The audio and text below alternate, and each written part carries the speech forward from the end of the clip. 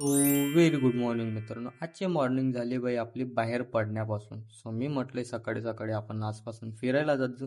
So फिरायला आलो.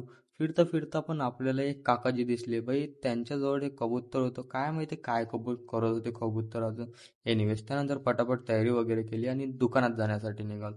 So फटकन दुकानामध्ये आलो. दुकानामध्ये हा मुलगा भेटला. त्याला आपल्या व्लॉगमध्ये वगैरे घेतलं. त्यानंतर गेलो काकूपाशी. काकूपासून थोडी सब्जी घेतली, पैसे पे केले आणि आपल्या मिश्रण वगैरे तयार केलं. बाकी तुम्ही बघा मी काय करत आहे ते.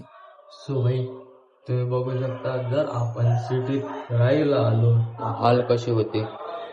पूर्ण जडजोड होऊन जाते. पसारा बघा किती सर्व होऊन जाते ते.